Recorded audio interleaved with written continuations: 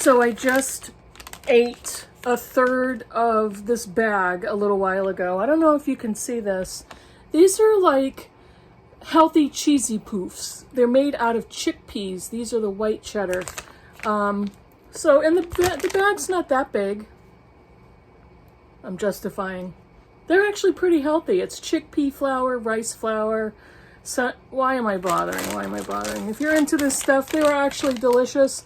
And yeah, I ate the 2/3 of the bag yesterday.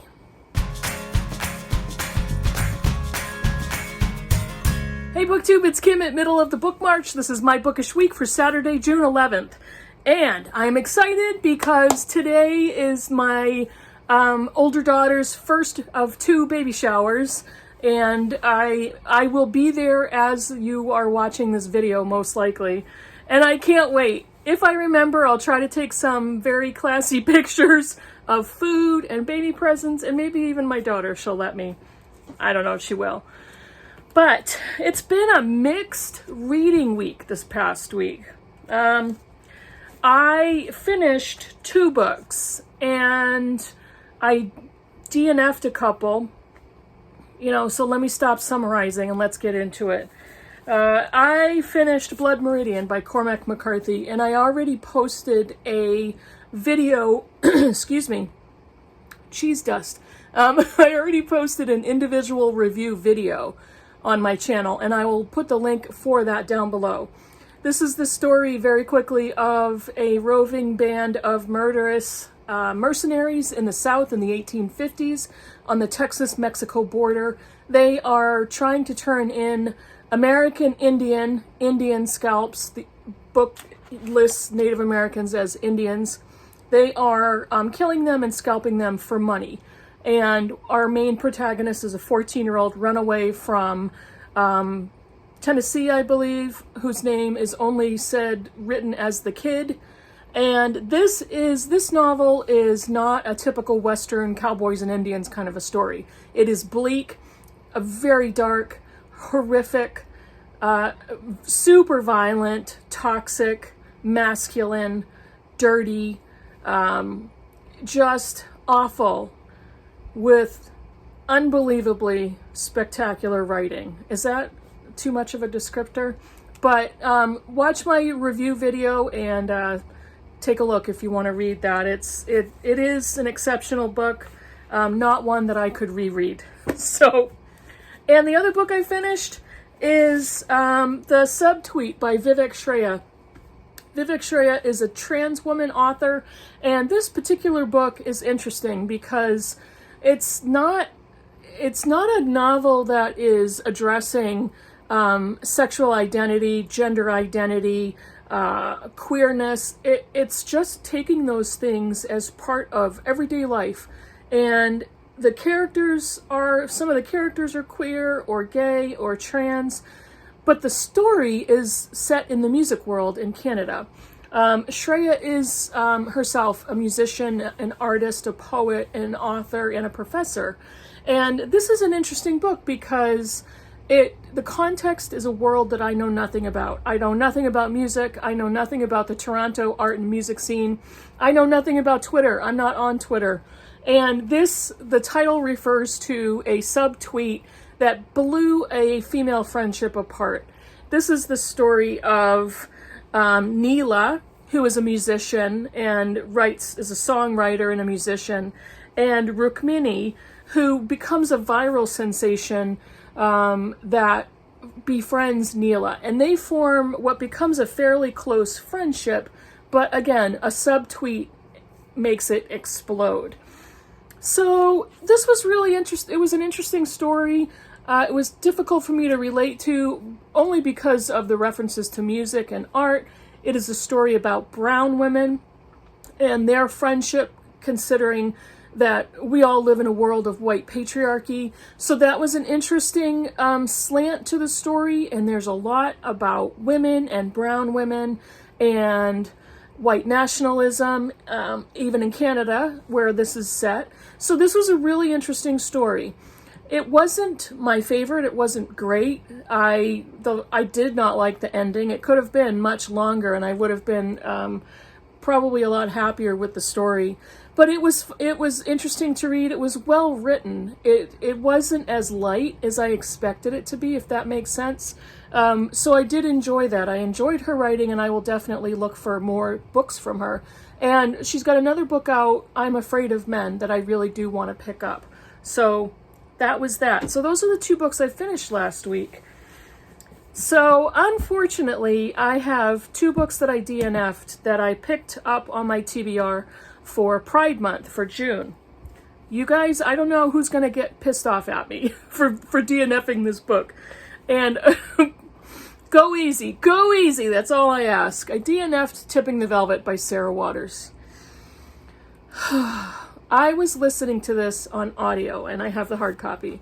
I got like 40% into the book, and I finally said, life is too short. I was bored. I got so bored.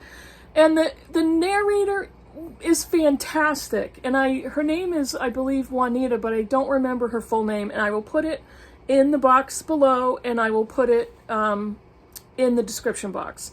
But I just got bored with this people. This is the story of Nan and Kitty. Kitty is a performer on the London stage. This is set in Victorian London. And she is a performer who is a male impersonator. She dresses in men's costumes and sings. And Nan is a teenager, an 18-year-old who starts attending her shows and becomes enraptured with Kitty. And so Nan goes to a show a night simply to see if Kitty will notice her. And Kitty finally does.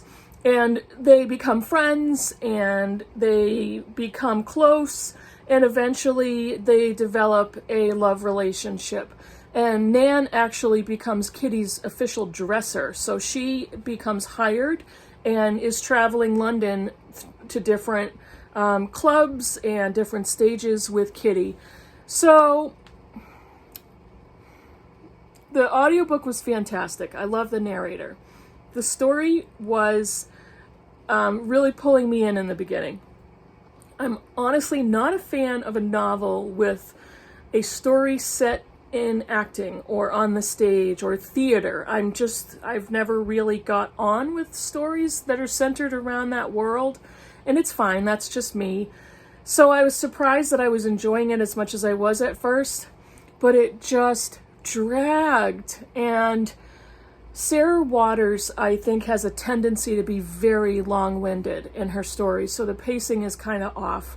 I got to 40%, and I read summaries and I read reviews, so I know what continues after that stage in the book, which is great. It would have been probably a good read had I continued, had I not been bored silly, but I was bored silly.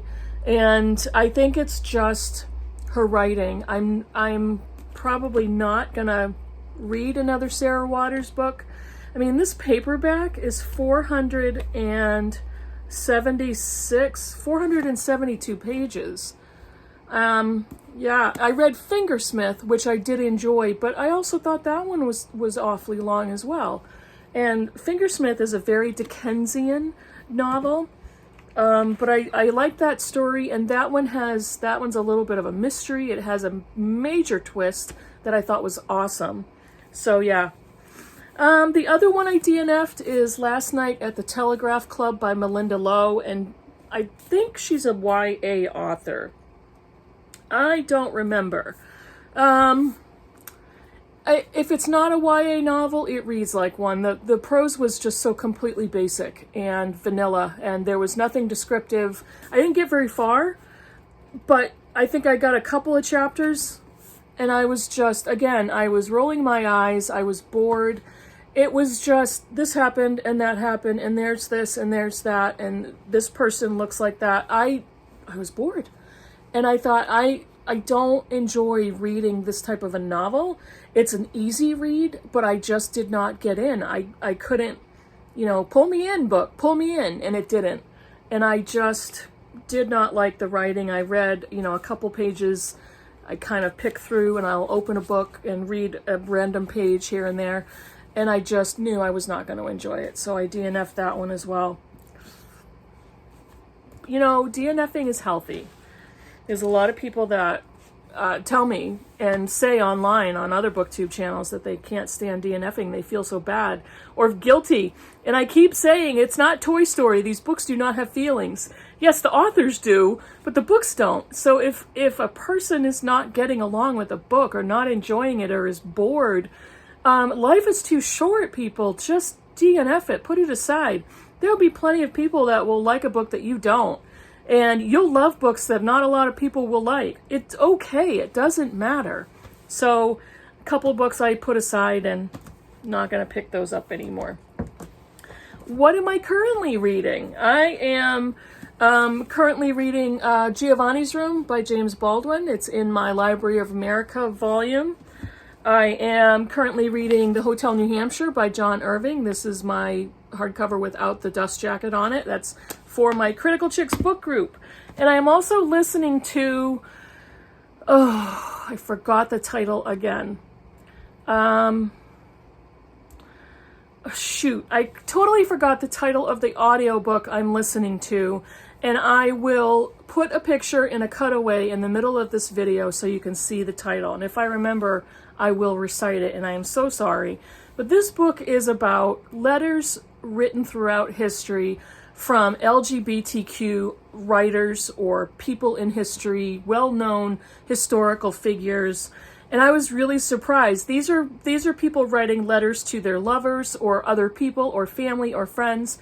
And there are different narrators depending on if the letter writer is male or female, if the letter writer is British or American. This book, I believe, was published in the UK. So the narrators and the people that are explaining the context of the letters are typically British with accents. And so I think there's an Irish narrator or two. So I really am enjoying this book. It's a collection of letters and correspondence. There's quite a bit of history around different people that were not out over time. And the names that came up for me that I was surprised by were Walt Whitman, Susan B. Anthony, Chopin, the composer. And so there are a lot of historical figures that, with collected correspondence, that these editors and producers of this book put together. Now, I found myself listening, and I also found myself feeling so heartbroken that these people over time could not live their full lives openly. And it just made me so sad to hear the correspondence and the secrets that they had to keep, or the people that had to get married to a person of the opposite gender when they had absolutely no love and no attraction to that person. And so that breaks my heart, and I continue to listen to the letters. They're fascinating. They are part of history. And I was really happy to discover this audiobook. I think actually after I DNF'd Tipping the Velvet, I found this one and started listening to it right away, and I'm really enjoying it.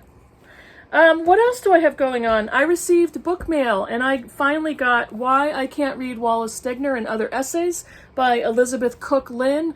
The subtitle is A Tribal Voice, so I did receive this. I'm going to start reading this during June, for June on the Range. And I received Mary Halleck Foote, author, illustrator of the American West, by Darlis A. Miller. I'm going to get to this one also for June on the Range, and was really glad to get both of these. I think I can fit them all in because they're fairly short, this one especially. So they're pretty slim books, and I think I can get to them in June. If I don't, I'll just read them at another time, hopefully July. We'll see. We'll see what I do.